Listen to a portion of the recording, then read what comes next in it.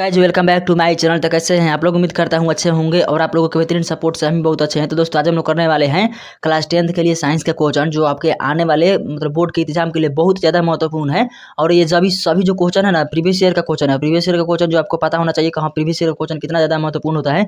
अगर जो आप केवल प्रीवियस ईयर का क्वेश्चन करके ही चले जाते हैं ना, तो आपका आराम से एग्जाम क्लियर हो जाएगा और बहुत अच्छा नंबर से क्लियर होगा। तो चलिए पहला क्वेश्चन देखते हैं। तो पहला क्वेश्चन में किसी कुंडली का प्रतिरोध ज्ञात करने का सूत्र क्या होता है?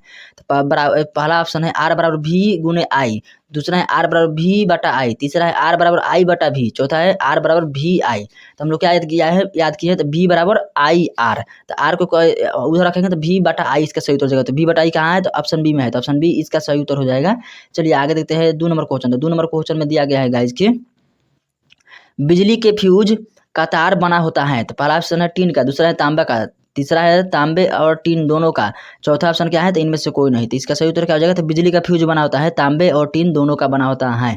3 नंबर क्वेश्चन में दिया गया है कि LE भी बराबर होता है। तो मतलब कि इलेक्ट्रॉनिक वोल्ट बराबर क्या होता है? तो 1.6 गुणा 10 के पावर माइनस 19 होता है कि 1.6 गुणा 10 के पावर माइनस 30 होता है कि 1.6 गुणा 10 के पावर 27 होता है कि इनमें से कोई नहीं। तो इसका सही उत्तर हो जाएगा 1.6 गुणा 10 के पावर माइनस 19 जूल होता है। तो 1 इलेक्ट्रॉन वोल्ट बराबर कितना होता है? तो 1 इलेक्ट्रॉन वोल्ट बराबर होता है 1.6 गुणा 10 के पावर माइनस 19 जूल।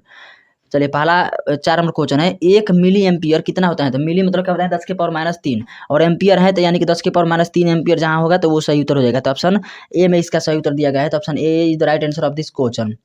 चलिए आगे देखते हैं 5 नंबर क्वेश्चन। तो 5 नंबर क्वेश्चन में दिया गया है कि 1 माइक्रो एम्पियर कितना बराबर होता है? तो 1 माइक्रो एम्पियर बराबर 10 के पावर माइनस 6 वाला जहाँ पर होगा, तो यहाँ पर ऑप्शन डी में देख लीजिए आप लोग, देखिए 10 के पावर माइनस 6 एम्पियर दिया गया है तो वो वाला सही उत्तर हो जाएगा। और डेसी रहता तो डेसी, सेंटी, मिली, माइक्रो, नैनो, पिको, फेम्टो, एटो, उसके बाद इन सभी को याद रखिएगा। इन इतना ही सही क्वेश्चन बनता है। ऐसे तो इस तरह से क्वेश्चन जो है ना 12th में बनता है, अधिक क्वेश्चन बनता है 12th में, लेकिन 10वां में भी 1-2 बन जाएगा तो फिर आपको याद करना पड़ेगा।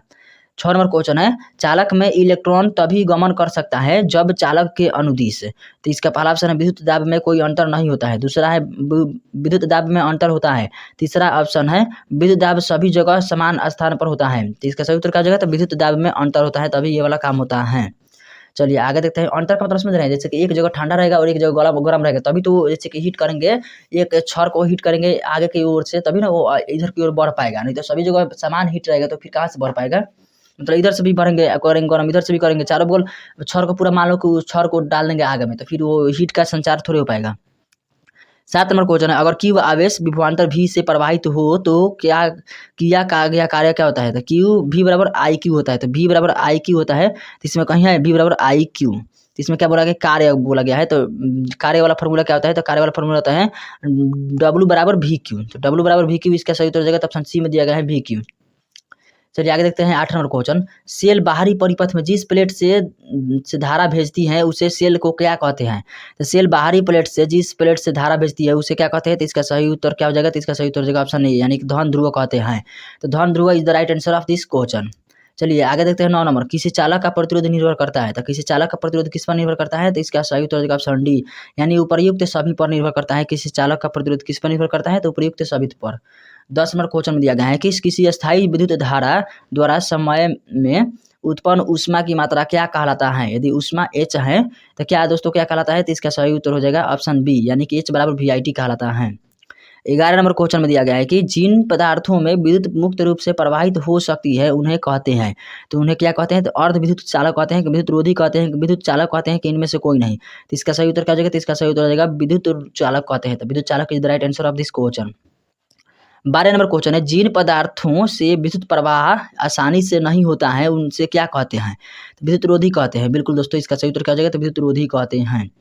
चलिए अब 13 नंबर क्वेश्चन देखते हैं। तो 13 नंबर क्वेश्चन में दिया गया है कि विद्युत प्रवाह की दिशा मानी जाती है तो ऋण टर्मिनल से धन टर्मिनल की ओर, धन टर्मिनल से ऋण टर्मिनल की ओर। इसका सही उत्तर तीसरा है किसी भी दिशा में, चौथा है इनमें से कोई नहीं। तो इसका सही उत्तर देगा धन टर्मिनल से ऋण टर्मिनल की ओर विद्युत धारा प्रवाहित होती है, धन से ऋण की ओर। 14 नंबर क्वेश्चन है एकांक समय में विद्युत आवेश के परिमाण के प्रवाह को क्या कहा जाता है? तो क्या कहते हैं दोस्तों? तो इसका सही उत्तर क्या हो जाएगा? तो इसका सही उत्तर हो जाएगा ऑप्शन सी यानी विद्युत धारा कहते हैं, इलेक्ट्रिक करंट। 15 नंबर क्वेश्चन में दिया गया है कि किसी तार से विद्युत धारा प्रवाहित होती है तो तार के प्रत्येक बिंदु से कितना इलेक्ट्रॉन पर अपवाहित होता है। तो कितना होता है, तो इसका पहला ऑप्शन है 1.6 × 10⁻19 और दूसरा ऑप्शन है 4.3 × 10⁻27 और तीसरा ऑप्शन है 6 × 10⁻18। तो इसका सही उत्तर देगा ऑप्शन सी 6 × 10⁻18। इसको Q बराबर IT या Q बराबर NE करके निकाला जाता है। तो आप लोग इसको निकाल लीजिएगा, मत आराम से याद करिएगा। 6.25 आंसर आता है, तो दशमलव वाला यहाँ पर नहीं लिखा था। 16 नंबर क्वेश्चन है किसी विद्युत परिपथ में परिपथ के प्रतिरोधों को परिवर्तित करने के लिए किसी युक्ति का उपयोग किया जाता है। पहला है धारा नियंत्रक, दूसरा है परिवर्ती प्रतिरोध, तीसरा है A और B दोनों, चौथा है इनमें से कोई नहीं। तो इसका सही उत्तर क्या हो जाएगा, धारा नियंत्रक। चलिए 18 नंबर क्वेश्चन देखते हैं। तो उससे पहले 17 नंबर क्वेश्चन नहीं किए हैं तो वो कर लेते हैं। विद्युत प्रवाहित कर किसी धातु की वस्तु पर अन्य या किसी वांछित धातु की परत निक्षेपित करने के प्रक्रम को कहते हैं। तो उसे क्या कहते हैं गाइस, तो उसको कहते हैं विद्युत लेपन। यानी कि किसी धातु को बचाने के लिए उस पर दूसरा धातु का परत चढ़ा दिया जाए तो उसे क्या कहते हैं, विद्युत लेपन कहते हैं। और उसको साइंस के टर्म में गैल्वेनाइजेशन कहते हैं।